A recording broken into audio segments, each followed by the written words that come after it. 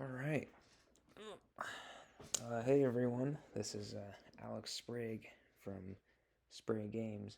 Sorry I haven't uploaded in a while. I've just been really busy with obviously school and work. I don't have that much time to program, and sorry it's been about a month. Trying to work on that. But yeah, right now I'm just a little sick. That's why I'm staying home recording this instead of being at school right now. But basically, I'm just gonna run through a quick presentation because one of the comments on one of my videos, they were confused with, when I was talking about my game, and they said, "Why don't you make like a presentation or something?" I said, "Oh, that's actually a really good idea." So, here it is. Just gonna run through more in depth about what the game is and like release dates and music and like, all that basic stuff. And just try and cover everything I can list off the top of my head. It's probably a longer video than normal. And but yeah, that's I'm just gonna try and go through with y'all. So let's get started. So what is Spray Games? So basically, it's the name for my indie game development studio and also my YouTube channel. So as you can see, that's my logo on the bottom right. I drew it in a Sprite, which is this like I highly recommend it. It's like this pixel art tool that you can get on Steam. I forgot how much it costs, but it's very useful for a lot of things. It was founded November 20th last year, mostly for fun, just a side hobby for myself. Obviously, I don't know if I want to make this my career. It's just something to do for fun.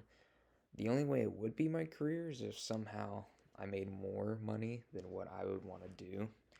But I don't know. We'll cross that bridge when we get there. But yeah, so now my channel is 16 subscribers, I think, and the main purpose is just to show devlogs, updates, show some sort of level. I mean, that's how my game or future games are doing. I do plan to release more games in the future, but right now I'm just laser focused on my first one. So what does Wrong Game do? So basically, this is the first indie game that I've been working on, and also using the Unity engine. I prefer it over others because I don't know. A lot of my favorite games are made on them, and I think it's a cool engine. It's mainly a 3D meta platformer. It's about a new game developer, so myself, working on an unfinished game where the player, so yourself, gets access to the unfinished prototype that the developer is still working on. So then the developer frantically tries to add new mechanics while also slowing down the player and trying to convince the player to quit the unfinished game because he's worried that once the player, yourself, reaches the end of the game, that he or she will give the game a bad review after completing the game. So it's very like meta, I guess, kind of like you're playing, it's a game about you playing an unfinished game that I'm making my first game. I don't know. I thought it would be like a mix of like Stanley Parable and like a 3D platformer. And also, I thought it'd be a good way for my first game to provide an excuse for like really bad textures and platforming controls because it's supposed to be an unfinished game and you're playing the unfinished game. And I don't know. I thought that idea was somewhat cool. So the developer, so basically, he's like a narrator that goes along with you and sees what you do, and that's myself. So I'll make remarks and talk to the player as you progress through the game. There's subtitles, and the way it'll work is like Valve's Portal subtitles, kind of like when GLaDOS or whatever, whoever talks, it's like the name and then the bar with the color. And yeah, so obviously I'll be voiced by myself. I've never really voice acted before, but I think that it'll be part of the game since it's supposed to be an unfinished prototype that you get your hands on. So music. So there are currently 9 soundtracks in the OST. I've been mostly working on that the past month, which it's not as easy as it sounds. It's actually really hard to try and make something that sounds somewhat good. They've all been done in FO Studio. That costs $180, but it is very good software. Not really an expert on making songs. Obviously, it's my first attempt, so if they're not like a masterpiece, please don't berate me.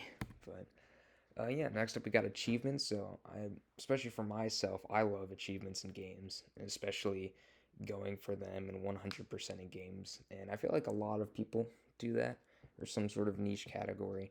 So my game's gonna have 100 achievements. So that's like the spray game guarantee, right? It's gonna have like 100 achievements every game, at least. So each of them, the artwork's done in A sprite. So the art style is kind of cartoony, and the main characters on them are what I like to call marshmallow people. I got this art style in middle school.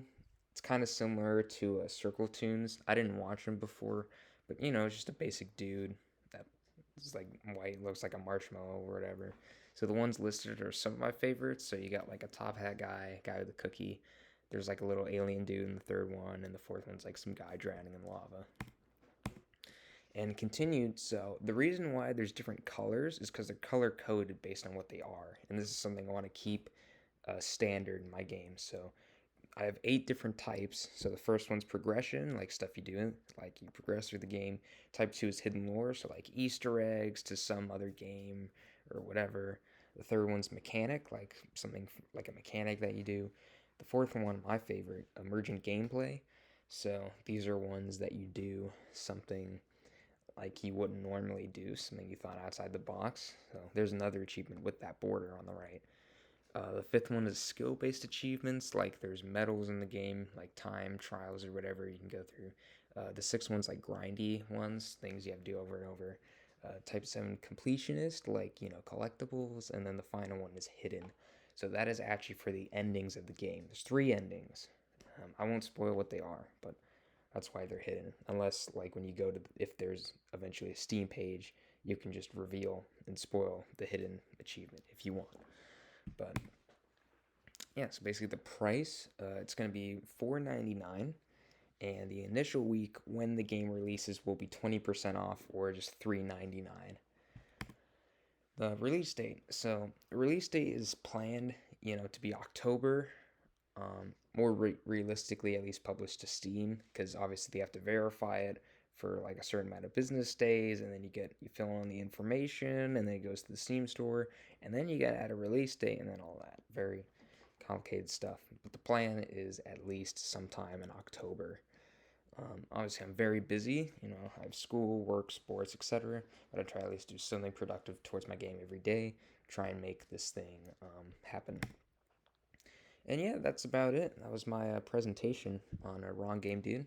So thank you for your support. I look forward to releasing this game. And thanks for watching.